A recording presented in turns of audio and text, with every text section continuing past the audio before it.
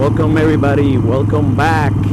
It's been a minute since I made a video. Been quite busy, but I wanted to make a couple of videos today, so you're gonna see kind of the same setup.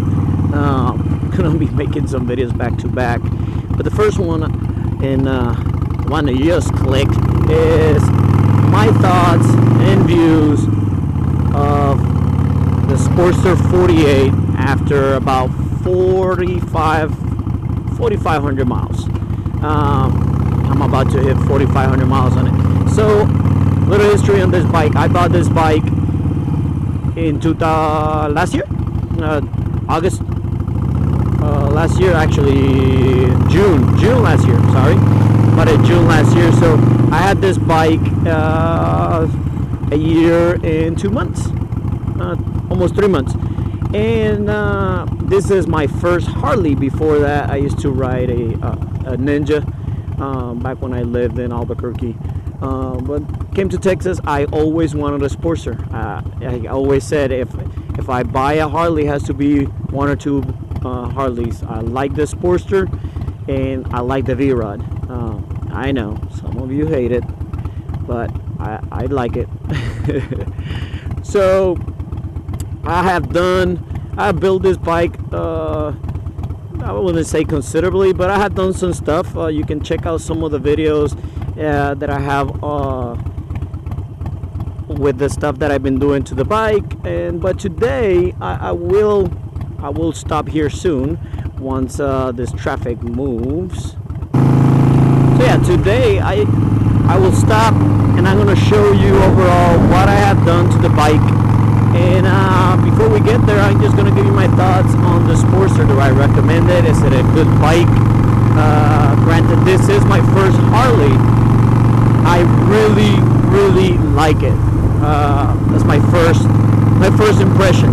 I really love this bike. It's comfortable enough. It has enough of everything. It does a lot of things right. Now I have ridden other Harleys of this category. So I have ridden the Iron AA3, my friend's Iron, and I can do a comparison between the two. And you know, I like mine a little bit better just because of the 1200cc engine, the front suspension with the bigger tires, or same size tires, the stands. I love the looks on both, but I think I prefer mine a little bit more. I think I know just biased because it's mine.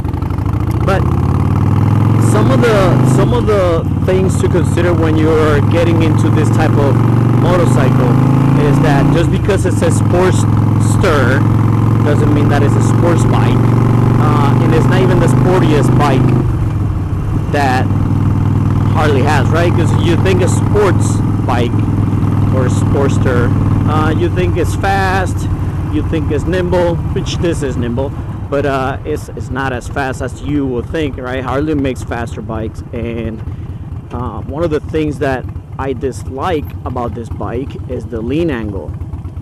You know, Harley says it's about 27 degrees, but you know, their Fat Bob has 32 degrees, and it's a bigger bike, bigger rear tire, faster, and then their new FXR has greater lean angle than that. So I feel like this bike being a Sportster, the advertisement, it kind of like throws people off a little bit. It's kind of like on my Mazda.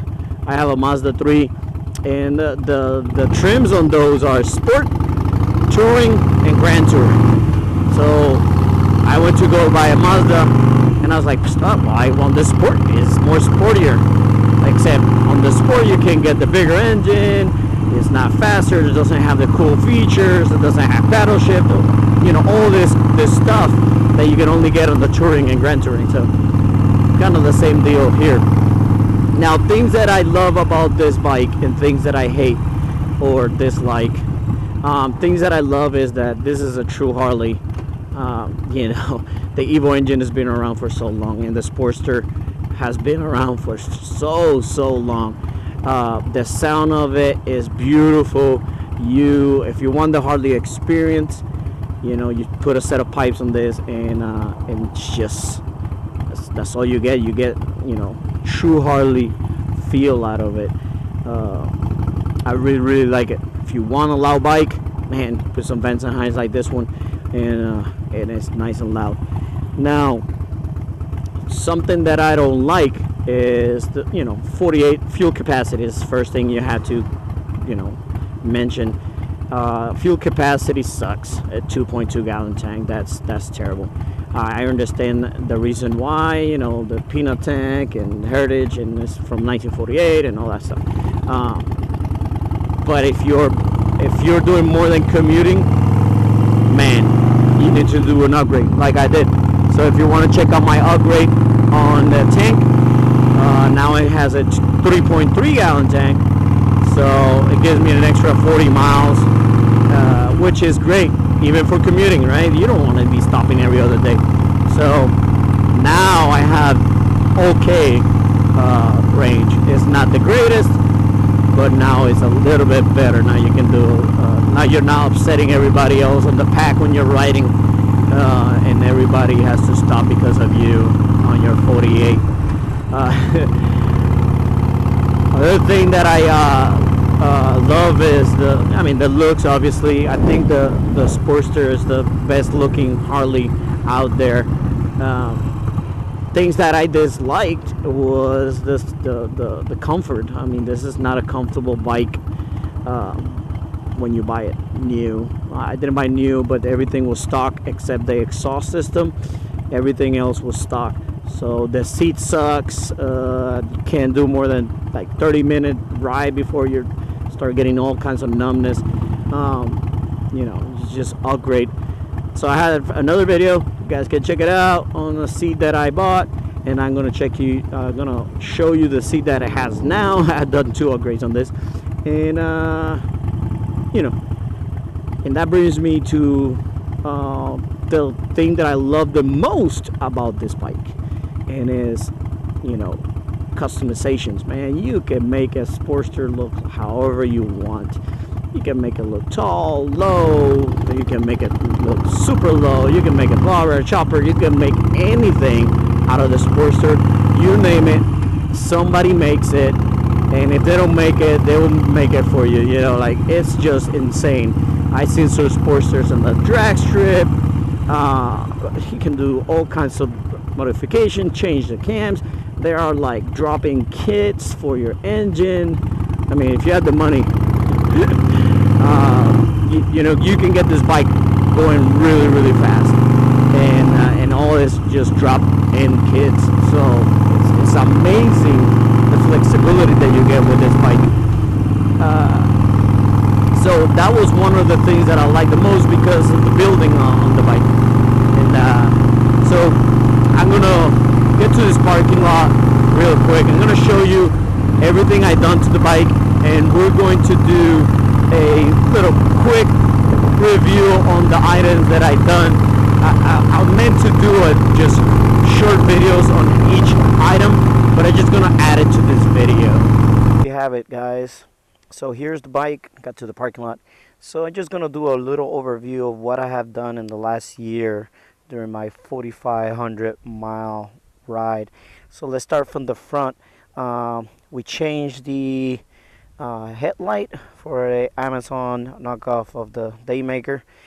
This light is amazing, and I tell you it's amazing because I have to get to a gate to my job where I had to show my identification, and the gate guy constantly complains about how I'm absolutely making him blind.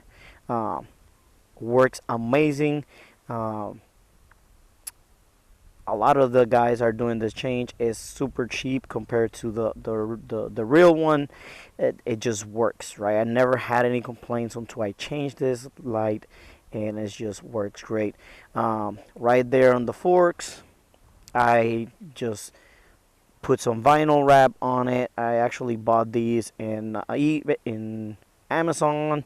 They sell the right size, so you don't have to cut anything, and that works really well. Very cheap mod, makes it look better in my opinion. Then I put the blacked out signal lights, and then these signal lights, I did the lens blacked out, and then I have running lights. I don't know if you guys are gonna be able to see it because it's daylight. But let's see. Let's check it out. So right there, I have 3 lights. I have 3 white lights, and if you guys can see, you probably can't see. I don't know. Hopefully you can. I did not buy the $100 disc that everybody gets for these bikes. Here's the reason why. They're really expensive. Let's see. Check it out. Boom. So they're running lights and they're blinkers. So at nighttime, I have more visibility and they work as blinkers. These LED lights are car LED lights.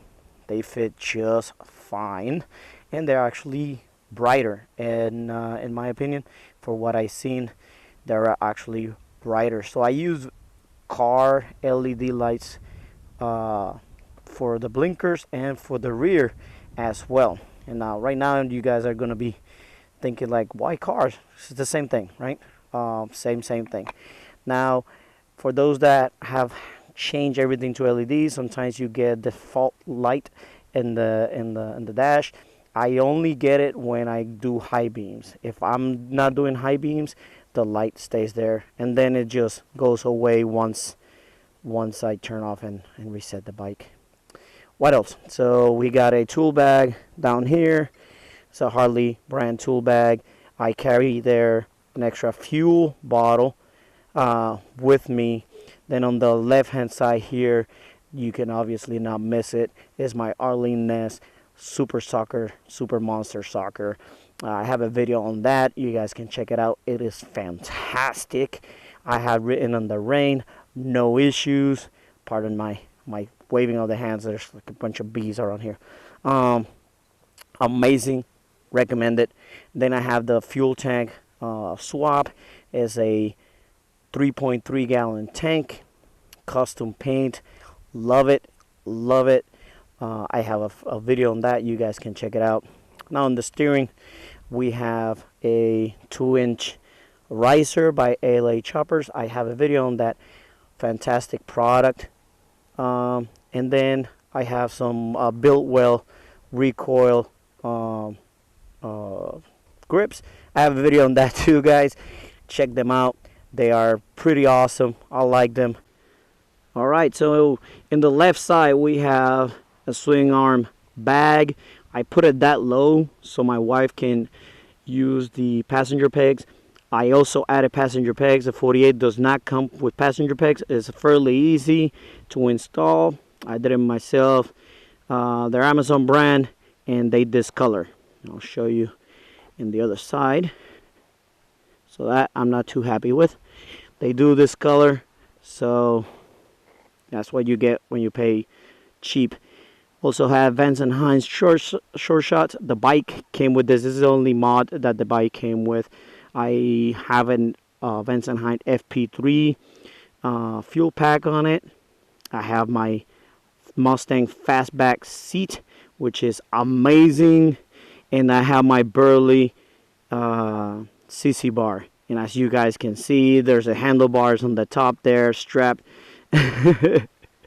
Long story on that, but this CC bar is my favorite CC bar, and I tell you why. Look at the slickness on it. It's just 2 bolts in there. A lot of people go with these other ones that have like all kinds of plates and quick disconnects. It just looks bulky. Does not look good on the bike. So let's go for a ride, and then let's wrap up this video.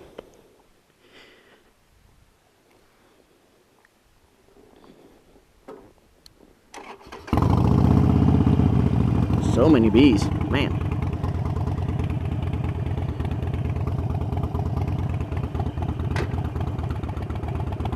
Alright, so the Mustang fastback seat, as you can see in the picture, this seat is amazing. Man is awesome. Love this seat. It's is way more comfortable than the stock seat. Way more comfortable than the other seat that I had on it, which was a Built-Well. which I liked, don't get me wrong, but this seat now gives it a nice profile. This is exactly the build that I wanted. I wanted that slickness, I wanted the tube up, and I wanted the CC bar, and it goes so great with the CC bar. Now I can put my CC bar bag in the back, strap it, it's not touching the fender, it just works really well. Now the seat is not only comfortable for commuting, but for, you know, it's not a touring seat, so it's not going to be extremely comfortable on long hauls. But if you're taking a Sportster for more than an hour or two, man, you can extend that range, probably double it with this seat. Now, the only thing with this seat, and it's not a complaint, it's more something you had to take in consideration, is that it will raise you about an inch, and probably pull you back about 2 inches. Yes, so when I first did the rise on my handlebars, I did it because I put a seat that took me lower, and so I just wanted a little bit taller, and then to get that vertical stance, and I got it, and it was awesome. And then I changed the seat, and now I'm taller again, so I'm leaning over, and I'm further back, so I'm leaning over more. So I'm in this very awkward position now where I'm like halfway lean, not straight, nice boozer. It's just awkward, and that is why I have handlebars strapped to the back of my bike. I bought those 2 days ago. They are the Harley Davidson brand Mini Apes, only 89 bucks, guys. And they come narrow and they look good. So now Harley will charge you like $700 to install them, you know, including the bars and changing all the cables. So I'm not taking the bike to get the bars installed. I'm taking the bike to the dealership, and I'm bringing the bars because I need a refund. But yeah, guys, thank you for sticking with me. I know this video was a little longer than most. I just wanted to hit everything that I done to the bike. You know, little things. I changed the gas cap, put a little emblem on it. I changed the derby covers. I got it all blacked out. See, you guys see it. Just little things, nothing too big. But if you have any questions about what I've done to this bike so far, the things that I don't like or anything like that, you want to talk about this bike, just hit me up, man. I'm in Texas, soon heading to Las Vegas early next year, and just let me know. Click the subscribe button, more videos to come, little surprise soon about motorcycle, about this bike and maybe something else. So stay tuned, click the subscribe button, and I see you guys later.